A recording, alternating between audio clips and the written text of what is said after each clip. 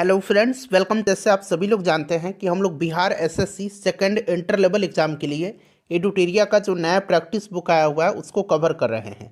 यहाँ पर आप देख भी सकते हैं एडुटेरिया बीएसएससी द्वितीय इंटर स्तरीय संयुक्त प्रतियोगिता परीक्षा 2023 और इस बुक में टोटल 15 मॉडल प्रैक्टिस सेट्स दिए गए हैं। आज हम लोग सेट नंबर 7 को पूरी डिटेल में एक्सप्लेनेशन के साथ कवर करने वाले हैं। इससे पहले ऑलरेडी मैंने आपको सेट नंबर 1 से सेट नंबर 6 तक को कवर करा दिया था। अगर आपने इन सेट्स को नहीं देखा है तो ज़रूर देख लीजिएगा। इन सभी का लिंक आपको आज की सेशन के डिस्क्रिप्शन बॉक्स में मिल जाएगा। फ्रेंड्स, अगर आप चैनल पर पहली बार विजिट कर रहे हैं और Bihar SSC second inter level exam की बेहतरीन तरीके से तैयारी करना चाहते हैं तो चैनल को सब्सक्राइब कर लीजिए और जो बगल में बेल आइकन है, घंटी का निशान है, उसको भी ज़रूर दबा लीजिएगा ताकि जब भी BSSC second inter level exam से संबंधित कोई भी इंपॉर्टेंट वीडियो अपलोड किया जाए तो उसका नोटिफिकेशन सबसे पहले आपके पास पहुंच जाए। तो चलिए फ्रेंड्स, बिना देरी किए हुए सेशन आज के स्टार्ट करते हैं। पहले प्लीज़ एक बार सभी लोग जल्दी से सेशन को लाइक कर दीजिए और जब सेशन समाप्त हो जाएगा पूरा सेट लगा लीजिएगा। तो इसका लिंक जो है कम से कम एक ग्रुप में अवश्य ही शेयर कर दीजिएगा। तो फ्रेंड्स, जैसे मैंने आपको बताया है कि आज इस सेशन में हम लोग BSSC second inter level exam के लिए एडुटेरिया का जो नया प्रैक्टिस बुक आया हुआ है उसके सेट नंबर 7 को हम लोग डिस्कस करेंगे। चलिए स्टार्ट करते हैं। थोड़ा सा मैं जूम कर देता हूं फ्रेंड्स ताकि प्रश्न जो है आपको स्पष्ट रूप से दिखाई दे। चलिए शुरू करते हैं। एक बार सभी लोग जल्दी से सेशन को लाइक कर दीजिएगा। आज के सेशन का पहला प्रश्न पढ़ेंगे। पहला प्रश्न देखिए कितना इंपॉर्टेंट है। साइंस का प्रश्न है कि निम्न में से कौन कपड़े धोने के साबुन में फिलर के रूप में काम नहीं आता है। देखिए पूछा गया है कि निम्न में से कौन कपड़े धोने के साबुन में फिलर के रूप में काम नहीं आता है। अगर आप आंसर पहले से जानते हैं तो आंसर कमेंट बॉक्स में देकर के बताते चलेंगे। साथ ही साथ जो भी मैं एक्सप्लेन करूंगा उसको ध्यानपूर्वक जरूर सुनिएगा। इससे क्या होगा कि एक प्रश्न के साथ साथ आपके 2 से 3 प्रश्न जो हैं कवर होते चलेंगे। अब यहाँ पर देखिएगा कपड़े धोने के साबुन में फिलर के रूप में काम कौन कौन आता है। तो कपड़े धोने के साबुन में फिलर के रूप में प्रयोग किया जाता है सोडियम सिलिकेट का, सोडियम कार्बोनेट का, बोरेक्स का और एक और नाम मैं बता रहा हूँ उसको याद रखिएगा, सोडियम रोजिनेट। यहाँ मैं लिखता हूँ सोडियम रोजिनेट, ठीक है ना। तो ये 4 नाम आप जरूर याद रखेंगे। Sodium silicate, sodium carbonate, borax और सोडियम रोजिनेट का प्रयोग जो है कपड़े धोने के साबुन में फिलर के रूप में किया जाता है, ठीक है। ग्लिसरॉल का इस्तेमाल जो है नहीं किया जाता है फिलर के रूप में। ऑप्शन ए राइट आंसर हो जाएगा। ग्लिसरॉल का उपयोग जो है कॉस्मेटिक्स में होता है। चलिए अगला प्रश्न करेंगे और सभी लोग अपना अपना स्कोर जरूर कमेंट करके फ्रेंड्स बताइएगा। दूसरा प्रश्न है कि निम्न में से कौन सा जीवाणु विनाइट्रीकरण की प्रक्रिया में भाग लेता है। ध्यान से पढ़िएगा, यहाँ पर विनाइट्रीकरण पूछा गया है। अच्छा, विनाइट्रीकरण होता क्या है ये भी आप ध्यान रखिएगा। देखिए विनाइट्रीकरण के बारे में सबसे पहले जान लीजिए। विनाइट्रीकरण एक अवायवीय प्रक्रिया है जो नाइट्रेट को नाइट्रोजन गैस में परिवर्तित करती है और इस प्रकार जैव अनुपलब्धता नाइट्रोजन को समाप्त कर देती है और इसे वायुमंडल में वापस लौटा देती है। क्लियर ना। और देखिए फ्रेंड्स, इसमें जो होगा आपका पूछा गया है कि कौन सा जीवाणु विनाइट्रीकरण की प्रक्रिया में भाग लेता है। तो इसमें से आपका सूडोमोनास हो जाएगा। ऑप्शन सी यहाँ पर राइट आंसर हो जाएगा। यहाँ पर देखिएगा राइजोबियम आप लोग सोच रहे होंगे, तो राइजोबियम जो होता है ये मटर कुल के पौधे के जड़ों में पाया जाता है और यह वायुमंडलीय नाइट्रोजन का स्थिरीकरण करता है। यहाँ पर देखिए एजेटोबैक्टर है। एजेटोबैक्टर ये क्या है, तो एजेटोबैक्टर और क्लोस्ट्रोडियम, यहाँ मैं लिख देता हूँ क्लोस्ट्रोडियम DYM, ठीक है ना।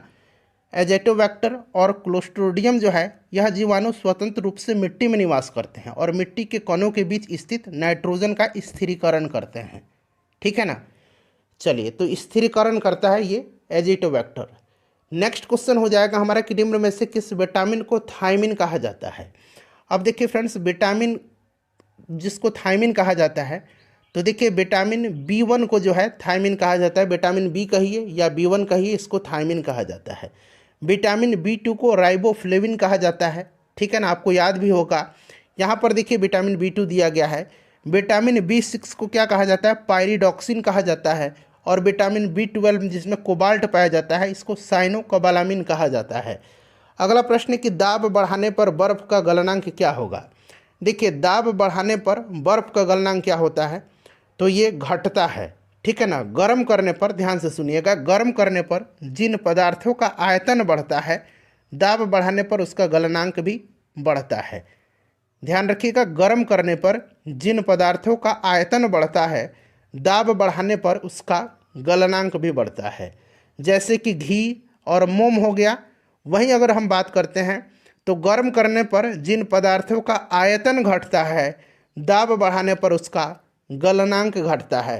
तो यानी कि यहाँ पर घट जाएगा, option number A right answer हो जाएगा इसका। अल्फा विष जो है अल्फा टॉक्सिन जिसको कहा जाता है, इसका उत्पादन होता है। तो देखिए अल्फा विष का जो उत्पादन होता है ये कवक के द्वारा किया जाता है। और ध्यान दीजिएगा यहाँ पर अल्फा टॉक्सिन जो है एक प्रकार का कार्बनिक यौगिक है जो खाद्य विषाक्तता उत्पन्न करता है, ठीक है। तो कवक हो जाएगा। अच्छा, बात करते हैं कवकों का अध्ययन क्या कहलाता है, तो इसको माइकोलॉजी कहा जाता है। कवकों का अध्ययन क्या कहलाता है, ये माइकोलॉजी कहलाता है। अच्छा, कवक की कोशिका भित्ति किसके बनी होती है, ये भी बनता है प्रश्न। तो कवक की कोशिका भित्ति काइटिन की बनी होती है, ये भी साथ साथ आप ध्यान रखिएगा, ठीक है। चलिए नेक्स्ट क्वेश्चन कर लेंगे। अच्छा, शैवाल के बारे में जान लीजिए। शैवाल एक स्वपोषी होता है जो कवक के साथ सहजीवी संबंध बनाते हैं, जिसको कि लाइकेन कहा जाता है। यह आपको याद भी होगा। नेक्स्ट क्वेश्चन है कि रासायनिक समीकरण किस नियम का अनुसार संतुलित होती है।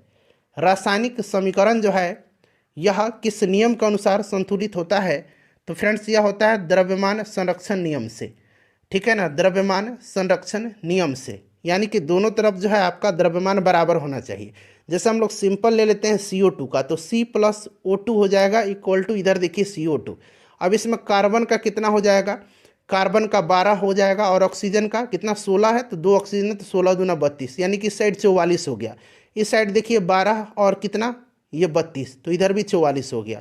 तो इस तरह से आपका द्रव्यमान संरक्षण नियम से। उसके बाद देखिए परमाणु में धनावेशित कणों की उपस्थिति को सर्वप्रथम निम्न में से किसने दर्शाया था। परमाणु में धनावेशित कणों की उपस्थिति को सर्वप्रथम जो है 1886 ईस्वी में गोल्डस्टीन ने दर्शाया था। गोल्डस्टीन यहाँ पर राइट आंसर हो जाएगा, ठीक है ना। जे थॉमसन जो थे इन्होंने इलेक्ट्रॉन की खोज किया था, क्लियर ना। याद रखिएगा विल्सन जो है इन्होंने न्यूट्रिनो और पॉजिट्रॉन इसकी खोज किया था। और चैडविक ने न्यूट्रॉन की खोज किया था, जेम्स चैडविक ने। चलिए उसके बाद नेक्स्ट क्वेश्चन है हमारा कि हीमोफीलिया एक आनुवांशिक विकार है। पहले तो ये याद रखिएगा कि हीमोफीलिया एक प्रकार का आनुवांशिक रोग है। इसमें होता क्या है, तो देखिए आनुवांशिक तौर पर यह अगर हम बात करें तो यह एक आनुवांशिक विकार है और आम तौर पर हीमोफीलिया पुरुषों में होती है और महिलाओं द्वारा इसका ट्रांसमिट किया जाता है, क्लियर। इसमें होता क्या है, ब्लीडिंग डिसऑर्डर है यह, और इसमें रक्त जमता नहीं है, रक्त का थक्का नहीं बनता है, और यह एक प्रोटीन संश्लेषण इसमें नहीं होता है जो रक्त के स्कंदन के लिए आवश्यक है। ऑप्शन नंबर बी यहाँ पर राइट आंसर हो जाएगा। चलिए क्वेश्चन नंबर 9 देख लीजिएगा। क्वेश्चन नंबर 9 है सुमेलित करना है और यहाँ से राइट आंसर चुन करके बताना है। देखिए एक तरफ जो है यहाँ पर रोग दिए गए हैं और दूसरी तरफ उनका यहाँ पर औषधि दिया गया है, ठीक है ना। ये रोग हो गए, इधर औषधि हो गया। तो यहाँ पर सुमेलित नहीं पूछा गया है, तो मलेरिया सिंड्रोम सही है, कैंसर नेक्सवार सही है, पोलियो OPV गलत है, क्योंकि पोलियो की यह जो है औषधि नहीं है, यह पोलियो की टीका है, ओरल पोलियो वैक्सीन है OPV, ठीक है ना। तो यहाँ पर औषधि दिया गया, इधर टीका दे दिया गया, इसीलिए ये वाला जो है सुमेलित नहीं है। ऐसे है इसकी दवा ही, लेकिन यह टीका के रूप में होता है, मेडिसिन यह नहीं है। तो इसीलिए केवल 3 इसका राइट आंसर हो जाएगा, बाकी तीनों सही दिया गया है। निम्नलिखित में से किस पेड़ का जड़, तना और पत्तियों में विभेदित नहीं किया जा सकता है, बताइएगा। तो देखिए इसमें से अगर हम बात करें तो यह आपका स्पाइरोगाइरा हो जाएगा, स्पाइरोगाइरा। उसके बाद एक और नाम मैं यहाँ लिख देता हूँ, क्लैडोफोरा, ठीक है, क्लैडोफोरा। याद रखिएगा स्पाइरोगाइरा और क्लैडोफोरा, ये जो है ना यह थैलोफाइट वनस्पति जगत के हैं, और थैलोफाइट वनस्पति जगत का सबसे बड़ा समूह होता है, और इस समूह के पौधे जड़, तना और पत्तियों में विभेदित नहीं होते हैं, जो कि प्रश्न में कहा भी गया है। तो स्पाइरोगाइरा राइट आंसर हो जाएगा, जो कि थैलोफाइटा के अंतर्गत आता है, क्लियर। अच्छा, अब टेरिडोफाइटा की बात करते हैं। तो टेरिडोफाइटा पौधे के समूह जो होते हैं इसमें जड़, तना एवं पत्तियों में विभेदित होते हैं, ठीक है। इसका उदाहरण है आपका फर्न, यहाँ पर देखिए फर्न भी दिया गया है, मार्सिलिया भी दिया गया है, ठीक है ना। फर्न, मार्सिलिया याद रखिएगा ये जो हैं यह टेरिडोफाइटा जगत के हैं, टेरिडोफाइटा समूह के हैं। और एक ब्रायोफाइटा होता है। ब्रायोफाइटा क्या होता है? तो ब्रायोफाइटा को याद रखिएगा, इसको जो है पादप जगत का उभयचर कहा जाता है, उभयचर इसको कहा जाता है। सब ध्यान रखिएगा। निम्नलिखित में से कौन सा दुग्ध प्रोटीन यानी कि मिल्क प्रोटीन है? तो इसमें से अगर हम बात करते हैं तो मिल्क प्रोटीन आपको पता है केसिन जो है मिल्क प्रोटीन है। यहाँ पर देखिए लैक्टोजन, लैक्टोजन क्या है? तो लैक्टोजन छोटी आंत से स्रावित होता है जो लैक्टोज को ग्लूकोज एवं ग्लैक्टोज में परिवर्तित करता है। रेनिन यहाँ पर देख सकते हैं, रेनिन जो है यह जठर रस से निकलने वाला एक प्रकार का एंजाइम है जो कैसिन को कैल्शियम पैराकेसिनेट में बदलता है। और यहाँ पर देखिएगा मायोसिन है, मायोसिन प्रोटीन एटीपी के रूप में रासायनिक ऊर्जा को यांत्रिक ऊर्जा में परिवर्तित करता है जिसके कारण मूवमेंट होता है। तो ये सब ध्यान रख लीजिएगा। देखिए एंटीबायोटिक्स के बारे में कौन सा कथन जो है सही नहीं है। एंटीबायोटिक्स की बात करते हैं तो देखिए जीवाणुजनित रोगों के विरुद्ध प्रभावी होता है, बिल्कुल ये सही दिया गया है। जीवाणुजनित रोग कवक से तैयार किया जाता है, अलेक्जेंडर फ्लेमिंग ने खोजा था इसको। एंटीबायोटिक्स विषाणुओं के विरुद्ध प्रभावी नहीं होते हैं, बिल्कुल सही है, प्रभावी नहीं होते हैं।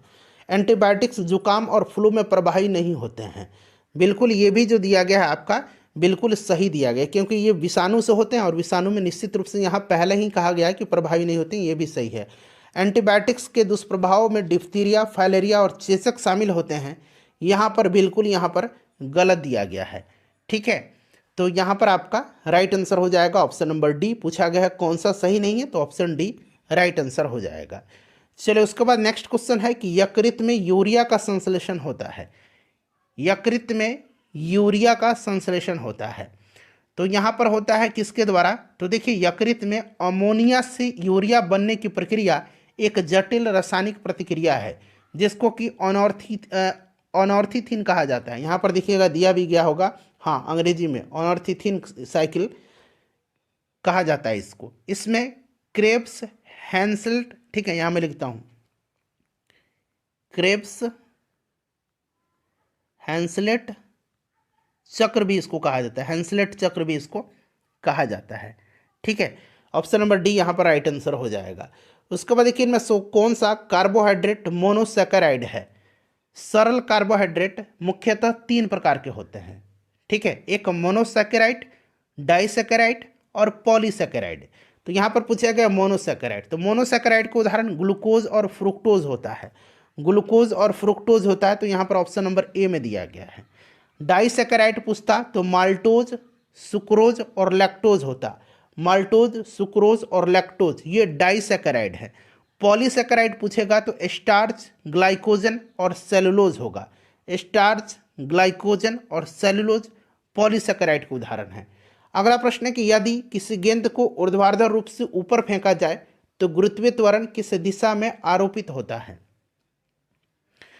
पृथ्वी के प्रत्येक वस्तु पर आकर्षण बल लगती है जिसकी दिशा पृथ्वी के केंद्र की तरफ होती है।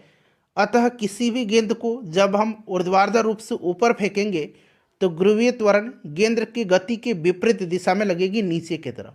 परिणाम स्वरूप महत्तम ऊंचाई पर क्या होगा? वेग जो होगा वह 0 हो जाएगा। तो यहाँ पर देखिए गेंद की गति के विपरीत दिशा में राइट आंसर होगा इसका। क्वेश्चन नंबर 16 करिएगा। यहाँ से रासायनिक रूप से जल क्या है? एक तरह से पूछा जाए तो आपसे जल का रासायनिक रूप पूछा गया है कि क्या है। तो रासायनिक रूप से देखिए जल का केमिकल नेम अगर आपको याद होगा ना तो आप इसको इजीली बता सकते हैं। जल का केमिकल नाम होता है डाईहाइड्रोजन ऑक्साइड, डाईहाइड्रोजन ऑक्साइड। अगर प्रश्न एग्जाम में बनेगा कि जल का रासायनिक नाम, केमिकल नेम, तो डाईहाइड्रोजन सल्फाइड याद रखिए, डाईहाइड्रोजन ऑक्साइड याद रखिएगा। तो एक प्रकार का यह ऑक्साइड है, डाईहाइड्रोजन ऑक्साइड। ठीक है, चलिए देखिए गति के दूसरे नियम के अनुसार किसी दिए हुए बल के लिए उत्पन्न त्वरण व्युत्क्रमानुपाती होता है। गति का दूसरा नियम क्या है? तो आपको पता है F इक्वल टू क्या होता है? ma होता है। बल की जो है इससे परिभाषा मिल रही है ना, बल का व्यंजन प्राप्त हो रहा है। चलिए अब यहाँ पर देखिएगा आपका F इक्वल टू ma। अब यहाँ पर आप ध्यान देंगे कि गति के दूसरे नियम से किसी दिए गए बल के लिए त्वरण वस्तु के द्रव्यमान के, ठीक है, वस्तु के द्रव्यमान के व्युत्क्रमानुपाती होता है, क्योंकि यहाँ ए इक्वल टू क्या हो जाएगा, एफ अपॉन एम हो जाएगा, यही हो जाएगा ना, बल बटा द्रव्यमान हो जाएगा, तो व्युत्क्रमानुपाती हो जाएगा। ऑप्शन डी में दिया गया है। ठीक है, चलिए उसके बाद देखिएगा कि अनुप्रस्थ तरंग क्या है। अनुप्रस्थ तरंग क्या है, तो देखिए अनुप्रस्थ तरंग जो होता है इसमें माध्यम के कण तरंग जो संचरण होता है उसकी दिशा के लंबवत कंपन करते हैं। तो यहाँ पर देखिएगा इन तरंगों में माध्यम के कण तरंगों के संचरण की दिशा के लंबवत दिशा में कंपन करते हैं। Option number A right answer हो जाएगा। और ये श्रृंग और गर्त के रूप में आगे बढ़ते हैं, आपको भी पता होगा श्रृंग और गर्त के रूप में ये आगे बढ़ते हैं। चलिए उसके बाद नेक्स्ट क्वेश्चन हो जाएगा हमारा, और अनुप्रस्थ तरंग है, ध्यान रखिए यहाँ अनुदैर्ध्य तरंग दिया गया, गलत है जो कि। चलिए वायु में सल्फर डाइऑक्साइड द्वारा प्रदूषण का सूचक क्या है। वायु प्रदूषण का सूचक आपको पता है लाइकेन है, और लाइकेन क्या है, लाइकेन कवक और शैवाल का सहजीवी होता है। ठीक है, जो वायु में सल्फर डाइऑक्साइड द्वारा प्रदूषण का सूचक होता है। तो यहाँ पर देखिएगा लाइकेन हो जाएगा। देखिए कटहल के खाने योग्य भाग क्या है, कटहल का खाने योग्य भाग, वैज्ञानिक नाम इसका याद रखिएगा क्या है, आर्टोकार्पस हेट्रोफिलस, यहाँ मैं लिखता हूँ आर्टोकार्पस हेट्रोफिलस। ठीक है ना। और देखिए इसका खाने योग्य भाग जो होता है वो आपका सहपत्र, परिदलपुंज और बीज होता है। तो यहाँ पर सहपत्र और परिदलपुंज दिया गया है, बीज भी ध्यान रखिएगा। चलिए 21 नंबर क्वेश्चन करेंगे कि निम्नलिखित में से कौन सा विद्युत चुंबकीय तरंगों का गुण नहीं है, नहीं पूछा गया है। तो देखिए विद्युत चुंबकीय तरंग व्यक्तीकरण और विवर्तन नहीं दिखाती हैं, तो ऑप्शन नंबर यहाँ पर जो है ए राइट आंसर हो जाएगा, नहीं दिखाती हैं दिया गया है, तो यहाँ पर option number D right answer हो जाएगा। ठीक है, चलिए कौन सा कथन सही नहीं है, तो यहाँ नहीं दिया गया, इसीलिए ये वाला कथन सही नहीं है। चलिए उसके बाद नेक्स्ट क्वेश्चन कर लेंगे। अगला प्रश्न है हमारा कि रसायन प्रयोगशाला में उपयोग में लाए जाने वाले लिटमस जो होता है ये प्राप्त किया जाता है, बताइए। राइट आंसर इसका क्या हो जाएगा, यहाँ पर कंफ्यूजन होगा ना, तो आपको तो देखिए क्लियर करता हूँ मैं। विद्युत चुंबकीय तरंग क्या है, विद्युत चुंबकीय तरंग जो होती हैं ये गामा, एक्स, यूवी ये सब होती हैं। ठीक है, और विद्युत चुंबकीय तरंग व्यतिकरण और विवर्तन, परावर्तन, अपवर्तन, वर्ण विक्षेपण, ध्रुवीकरण ये सब गुण प्रदर्शित करते हैं। ठीक है ना, तो यहाँ पर नहीं दिया गया है, इसीलिए वाला गलत हो जाएगा, तो गलत ही तो पूछा गया है। चलिए रसायन प्रयोगशाला में उपयोग में लाया जाने वाला लिटमस प्राप्त किया जाता है, तो फ्रेंड्स यह रोसेला नामक लाइकेन से लिटमस प्राप्त किया जाता है, रोसेला नामक। ठीक है ना, तो यहाँ लाइकेन दिया गया, option number B right answer हो जाएगा। देखिए बाह्य कर्ण यानी कि कान की, कर्ण मतलब कान है, बाह्य कान का कठोर लचीला भाग बना होता है, तो ये कार्टिलेज का बना होता है यानी कि उपास्थि का बना होता है। ठीक है, आप मोड़ करके देख लीजिए, मुड़ जा रहा है, नरम होता है उपास्थि, और यह संयोजी ऊतक का उदाहरण भी होता है, अस्थि, उपास्थि और ब्लड, याद रखिएगा। चलिए एक्वा रेजिया में नाइट्रिक एसिड और हाइड्रोक्लोरिक एसिड निम्न में से किस अनुपात में रहते हैं। सोना को एक्वा रेजिया में घोला जा सकता है, ध्यान रखिएगा, और ये जो होता है नाइट्रिक एसिड और हाइड्रोक्लोरिक एसिड का मिश्रण होता है, इसमें 1 भाग नाइट्रिक एसिड होता है, 1 भाग नाइट्रिक एसिड, और 3 भाग जो होता है HCl होता है, हाइड्रोक्लोरिक एसिड होता है। ठीक है, याद रखिएगा। अच्छा HCl जो है इसको तो ठीक है, इसको कहा जाएगा आपका एक्वा रेजिया, HCl को कहा जाता है म्यूरेटिक एसिड भी इसको कहा जाता है। HCl जो है ना हाइड्रोक्लोरिक एसिड, इसको म्यूरेटिक अम्ल भी कहा जाता है, ये भी आप ध्यान रखिएगा। तो यहाँ पर देखिए 1:3 हो जाएगा आपका आंसर।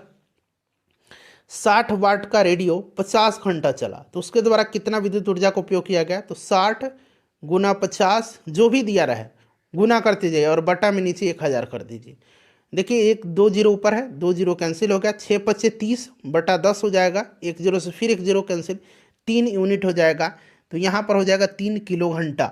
3 किलो घंटा ऑप्शन ए में दिया गया है। चलिए ग्राम सभा की सदस्यता हेतु ग्रामीण की आयु कम से कम कितनी होनी चाहिए ग्राम सभा के लिए, तो आयु कम से कम कितनी होनी चाहिए बताइए। 18 वर्ष होनी चाहिए, 18 वर्ष इसका राइट आंसर होगा ऑप्शन नंबर डी में। देखिए बिहार में प्रथम बार राष्ट्रपति शासन कब लागू किया गया था? अब तक 8 बार राष्ट्रपति शासन बिहार में लगाया जा चुका है। पहली बार 1968 में लगा था और उस समय बिहार के राज्यपाल नित्यानंद कानूनगो थे और बिहार के मुख्यमंत्री भोला पासवान शास्त्री थे। आपात उपबंध का संबंध संविधान के किस भाग में है? आपात उपबंध संविधान के भाग 18 में है। भाग 18 में है, अनुच्छेद 352 से 360 में। 352 में कौन सा है? राष्ट्रीय आपातकाल। उसके बाद 356 में है राज्य में राष्ट्रपति शासन और 360 में आपका वित्तीय आपातकाल है। चलिए उसके बाद नेक्स्ट क्वेश्चन है, निम्नलिखित में से कौन सा युग्म सुमेलित नहीं है? अब यहाँ पर देखिए सुमेलित जो नहीं है, ये वाला सुमेलित है, ये भी सुमेलित है, ये भी सुमेलित है। याद रखिएगा अनुच्छेद 44 इंपॉर्टेंट है, इसमें समान सिविल संहिता दिया गया है। ये वाला सुमेलित नहीं है। क्यों नहीं है? तो अनुच्छेद 50 जो है, अनुच्छेद 50 में क्या है? कार्यपालिका से न्यायपालिका का पृथक्करण दिया गया है और अंतर्राष्ट्रीय शांति और सुरक्षा की अभिवृद्धि जो है यह अनुच्छेद 51 में है, इसलिए गलत दिया गया है। तो गलत पूछ रहा है, तो option number D right answer होगा। भारत के संविधान के अंतर्गत धन विधेयक को प्रस्तुत किया जाता है, तो धन विधेयक को प्रस्तुत किया जाता है संविधान के अनुच्छेद 109(1) में कहा गया है कि धन विधेयक राज्यसभा में पुनः स्थापित नहीं किया जाएगा, अतः धन विधेयक को केवल लोकसभा में प्रस्तुत किया जाता है। ऑप्शन ए राइट आंसर हो जाएगा। ठीक है, चलिए उसके बाद अगला प्रश्न है कि लोक लेखा समिति अपनी रिपोर्ट किसे सौंपती है? तो लोक लेखा समिति अपनी रिपोर्ट लोकसभा के स्पीकर को, लोकसभा के अध्यक्ष को सौंपती है। लोक लेखा समिति का कार्यकाल 1 साल का होता है, ध्यान रखिएगा। ठीक है ना। चलिए उसके बाद देखिएगा, और लोक लेखा समिति में 22 सदस्य होते हैं, 15 लोकसभा से और 7 राज्यसभा से। निम्नलिखित में से किसने राष्ट्रपति नियुक्त होने से पूर्व उपराष्ट्रपति पद पर कार्य नहीं किया? तो इसमें से कौन से हैं? तो आपका नीलम संजीव रेड्डी हैं, जिन्होंने उपराष्ट्रपति के पद पर कार्य नहीं किया। नीलम निर्विरोध चुने जाने वाले पहले राष्ट्रपति हैं। मौलिक अधिकारों एवं अल्पसंख्यकों हेतु संविधान सभा द्वारा गठित समिति के अध्यक्ष कौन थे? तो देखिए, मौलिक अधिकार और अल्पसंख्यक हेतु समिति एवं प्रांतीय संविधान समिति, इसके अध्यक्ष सरदार वल्लभ भाई पटेल जी थे। ऑप्शन डी यहाँ पर राइट आंसर हो जाएगा। किस वर्ष यूरोप में अंग्रेजों एवं फ्रांसीसियों के मध्य सप्तवर्षीय युद्ध हुआ था? यानी कि 7 वर्ष का युद्ध, 7 ईयर वार। तो फ्रेंड्स यह हुआ था 1756 से 1763 तक चला था। देख लीजिए 7 वर्ष का। तो ऑप्शन नंबर यहाँ पर बी राइट आंसर हो जाएगा। और देखिए यूरोप में यह युद्ध प्रारंभ होने से भारत में भी अंग्रेज और फ्रांसीसी के मध्य तीसरा कर्नाटक युद्ध हुआ था और इस युद्ध में पराजित होकर फ्रांसीसी भारत में प्रभावहीन हो गए थे। हिंदी भाषा के प्रथम समाचार पत्र का प्रकाशन किस स्थान से हुआ था? तो पहला जो है समाचार पत्र ये उदांत मार्तंड था। ठीक है ना, यहाँ मैं लिखता हूँ, नाम याद रखिएगा, उदांत मार्तंड था। और इसका प्रकाशन 1826 में जुगल किशोर शुक्ला ने किया था कोलकाता से। चलिए उसके बाद नेक्स्ट क्वेश्चन है 36 नंबर कि निम्नलिखित में से किस संस्था का गठन दादा भाई नौरोजी ने नहीं किया था? तो देखिए यहाँ पर लंदन इंडिया सोसाइटी की स्थापना इन्होंने किया था 1865 में, सही है। ईस्ट इंडिया एसोसिएशन की भी स्थापना 1866 में दादा भाई नौरोजी ने किया था। बॉम्बे एसोसिएशन यहाँ पर देख सकते हैं 1852 में इसकी स्थापना हुई थी और संस्थापक सदस्य में दादा भाई नौरोजी थे, इसलिए ये भी है। बॉम्बे प्रेसिडेंसी एसोसिएशन में नहीं थे। बॉम्बे प्रेसिडेंसी एसोसिएशन की स्थापना 1885 में जो है बदरुद्दीन तैयब जी, केटी तेलंग और फिरोज शाह मेहता ने किया था। नेक्स्ट क्वेश्चन हमारा कि निम्नलिखित में से कौन सा कार्य 1931 के भारतीय राष्ट्रीय कांग्रेस के कराची अधिवेशन में हुआ था? बताइएगा। तो मौलिक अधिकारों का प्रस्ताव पारित हुआ था और इसकी अध्यक्षता सरदार पटेल जी ने किया था। आर्थिक नीति का प्रस्ताव भी इसमें पारित किया गया था। ठीक है ना, आर्थिक और मौलिक अधिकार और आर्थिक कार्यक्रम से संबंधित प्रस्ताव पारित किए गए थे, सही है।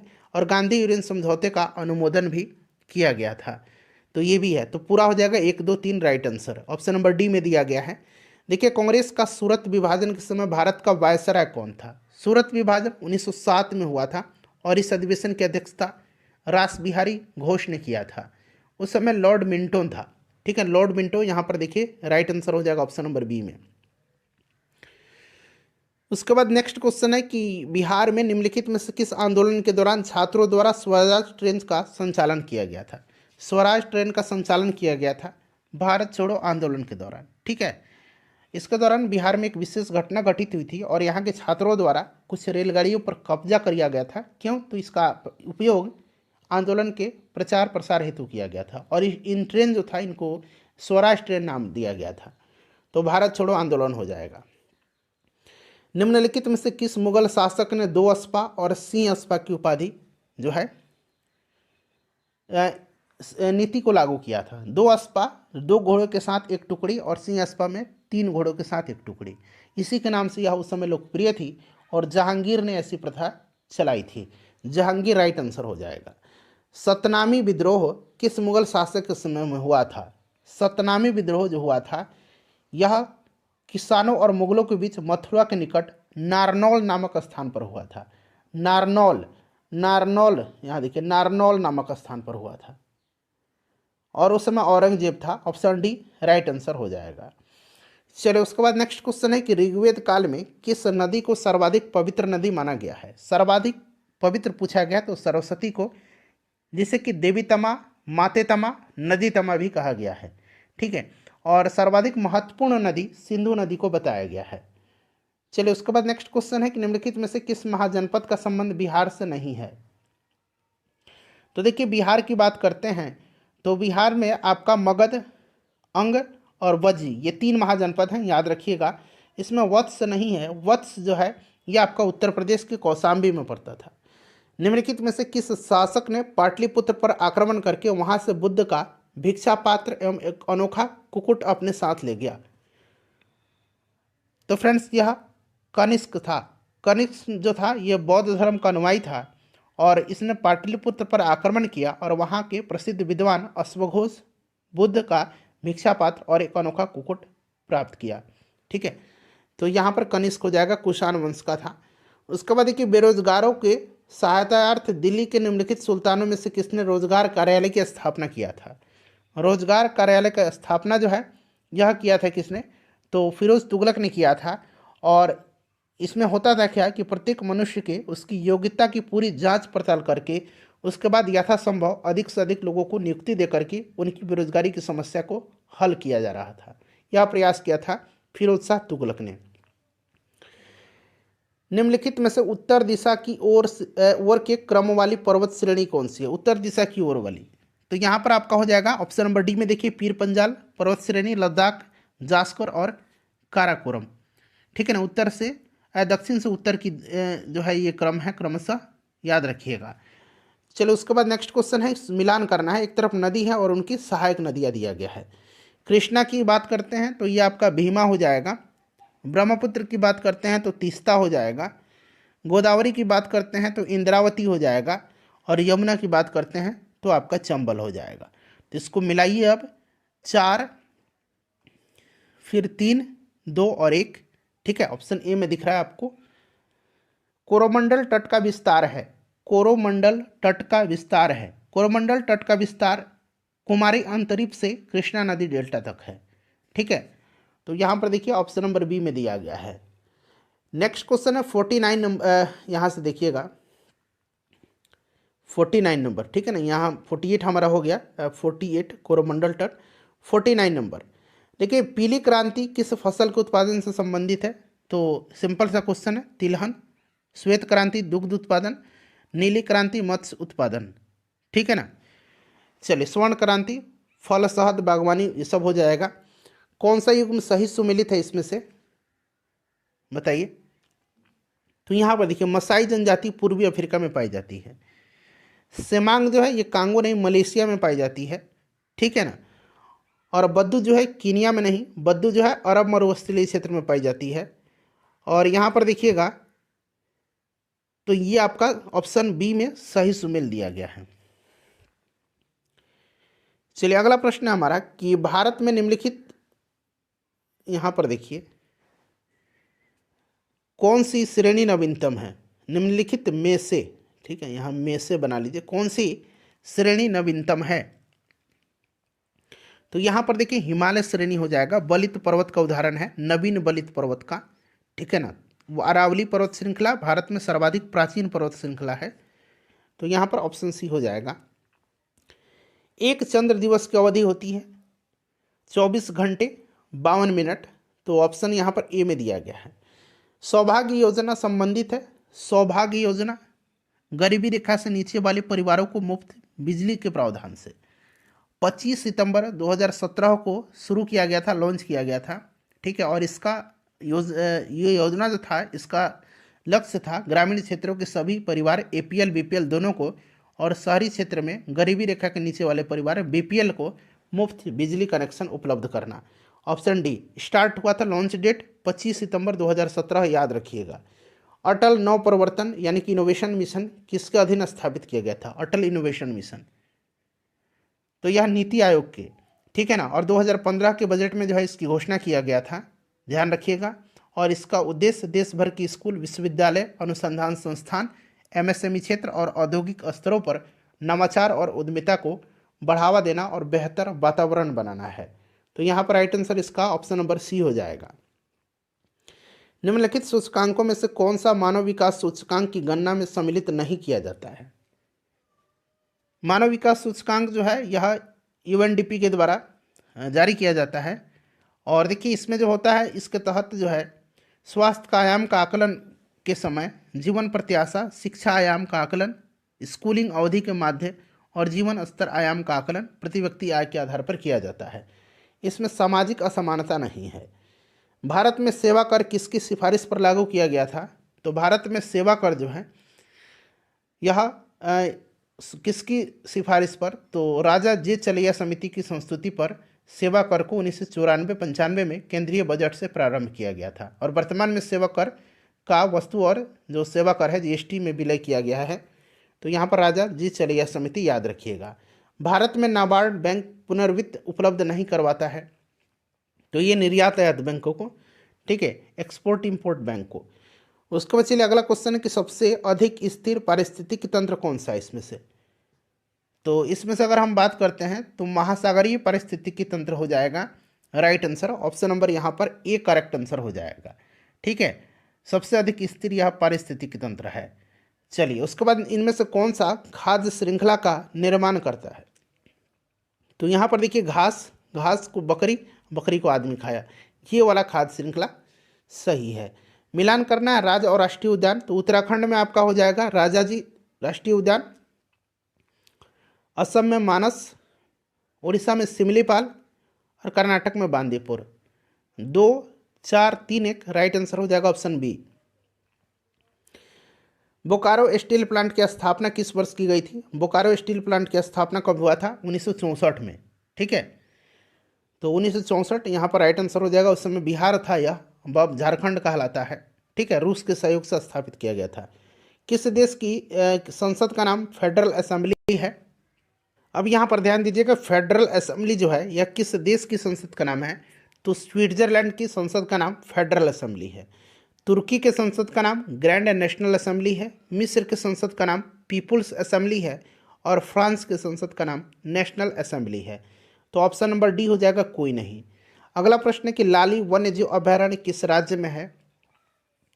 तो यह अरुणाचल प्रदेश में ब्रह्मपुत्र नदी के तट पर है, अरुणाचल प्रदेश। वन्यजीव सप्ताह मनाया जाता है। देखिए वन्यजीव दिवस एक पूछा जाता है, विश्व वन्यजीव दिवस। तो विश्व वन्यजीव दिवस 3 मार्च के दिन मनाया जाता है। विश्व वन्यजीव सप्ताह जो है यह अक्टूबर के पहले सप्ताह में मनाया जाता है, अक्टूबर के पहले सप्ताह में। किस राज्य सरकार द्वारा हमर बेटी हमर मान योजना की शुरुआत की गई है? तो महिलाओं को सशक्त बनाने के उद्देश्य से उन्हें कानूनी अधिकार, साइबर अपराध, यौन शोषण आदि विषयों में जानकारी उपलब्ध कराने हेतु इस योजना की शुरुआत छत्तीसगढ़ सरकार ने किया है। उसके बाद देखिए स्मोक एंड एसेस पुस्तक के लेखक कौन है? स्मोक्स एंड एसेस पुस्तक के लेखक हैं कौन? तो अमिताभ घोष हैं, ठीक है, अमिताभ घोष, ध्यान रखिएगा, इंपॉर्टेंट है। चलिए उसके बाद नेक्स्ट क्वेश्चन है हमारा कि कॉर्पेट 2023 सैन्य अभ्यास का आयोजन भारत और किन देश के मध्य हुआ है? तो भारत और थाईलैंड के मध्य में हुआ है, अंडमान सागर में, ठीक है, मध्य अंडमान सागर में। उसके बाद चलिए अगला प्रश्न करेंगे कि यहाँ पर देखिए, यहाँ पर वैश्विक शांति सूचकांक 2022 में भारत का स्थान क्या है? वैश्विक शांति सूचकांक 2023 में भारत की रैंकिंग जो है वह 126 है। ठीक है ना, तो अब 126 याद रखिएगा। चलो उसके बाद अगला प्रश्न है कि 22वें विधि आयोग के अध्यक्ष किसे नियुक्त किया गया है। तो फ्रेंड्स यह चुना गया है ऋतुराज अवस्थी को। ऋतुराज अवस्थी। अनवर इब्राहिम हाल ही में किस देश के प्रधानमंत्री नियुक्त हुए हैं। तो ये मलेशिया के हुए हैं अनवर इब्राहिम। कुआलालंपुर इसकी राजधानी है और रिंगित इसकी मुद्रा का नाम है मलेशिया का, ये भी ध्यान रखिएगा। विश्व स्वास्थ्य दिवस 2023 का विषय क्या है। 7 अप्रैल के दिन मनाया जाता है हेल्थ फॉर ऑल। ठीक है ना, health for all right answer हो जाएगा ऑप्शन नंबर बी। क्लियर। चलिए उसके बाद नेक्स्ट क्वेश्चन है कि एशियन गेम्स 2022 का आयोजन कहाँ किया गया। तो चीन के हांगजू में किया गया था और अगला एशियन गेम्स जापान के नगोया में होगा।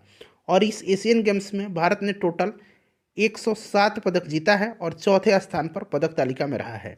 107 में 28 गोल्ड है, 38 सिल्वर है और 41 ब्रॉन्ज है। जोड़ दीजिए 28 और 38 कितना हो जाएगा। तो 8 8 16, 30 2 5 और 1 6। ठीक है ना, तो आपका हो जाएगा 66 और प्लस 41, 6 1 7 और 6 4 10, 107। तो यह आंकड़ा याद रखिएगा। चलिए भौतिकी के क्षेत्र में नोबेल पुरस्कार 2023 से किससे सम्मानित किया गया है।